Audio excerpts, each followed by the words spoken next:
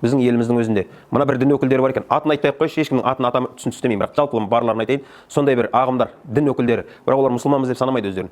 Өзге кітап егелерінің бірінен шыққан, қазір әлемде ең былайша айтқан кезде күші жүріп тұрған, саны аз болса да сондай бір кейбір ағымдар бар. Солар айтады екен, мұсылмандарды ауызбіршілігін құрту үшін дейді, оларды алу үшін дейді, құрту үшін жалпы бірінші имамдарын жамандау керек дейді. Қазір байқадыңыздар ма, интернетте қазағың болсын, басқаң болсын, имамдарды жамандаған жақсы көреді ғой. Бұлар негізі өздері не істеп жатқанын білмейді, бұл ақымақтар ше.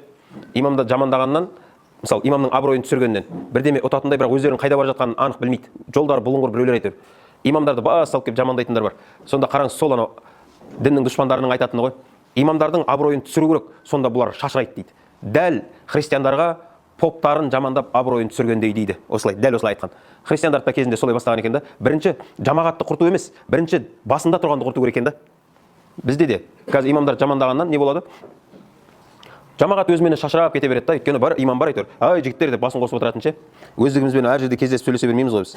Сондай заманда бізге ауызбіршілік керек. Біздің қазақ еліне ауызбіршілік ынтымақ керек. Жігіттер біздің қазақтарды бұрыннан келе жатқан тарихқа қарасаңыз, сырттан келіп жау алмаған.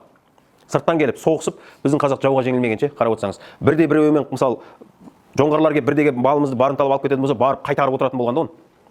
Бірақ қазақ ішінен шіріген бұрыннан. Қарап отырсаңыз тарихты. Енді қызылдар деп айтайық, ақ патша деп айтайық. Түбі сол бір ақ құлақтар. Аты өзгеріп келе жатқанмен, түбі негізі сол бір ақ құлақтар. Lexus пен Toyota дегенмен фирмасы бір деген секілді ше.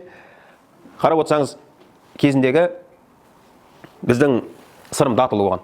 Сырым Датұлы Нұралы патша өзі батырлар деген аңғалдау келеді екен ше. Олар саясат түсінбейді олар. Олар мынау дұрыс деп шеше ма, болды, олар тіке шабады, ешкімге қарамайды. Ал патша деген қанша дегенмен жан-жанындағы әсер ететін нәрселермен санасады ол. Сол Нұралы патша осы аққұлақтардың жаңағы кейбір саясаттарынан шыға алмады ғой. Сөйтіп дос болып үйіне шақырып, Сырым Датұлымен достасып, қанша бауырласқанымен түбі екеуі бір-біріне дұшпан болып шықты. Неге? Өйткені екеуінің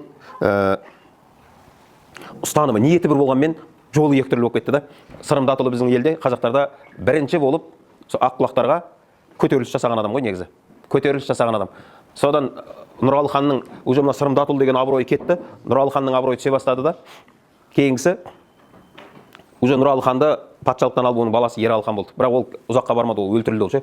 Өлді немесе өлтірілді. Оның өлімін осы Сырым Датұлынан көріп, ол сөйтіп қашып Хиуа хандығына кетті да. Сол жақта дейді. Кейін одан кейін жаңа Нұралының екінші баласы Қасым ханның заманында дейді. Сырым Датұлы қайтыс болады. Бірақ бір қызығы белгісіз өліммен дейді да. Негізі кейбір деректерде улап өлтірген дейді. Қараңыз, бізді өзімізді түбімізден бізде сондай бір сорлы әдет қазірге дейін бар да. Біреу төмен түсіп бара жатса, не мынау?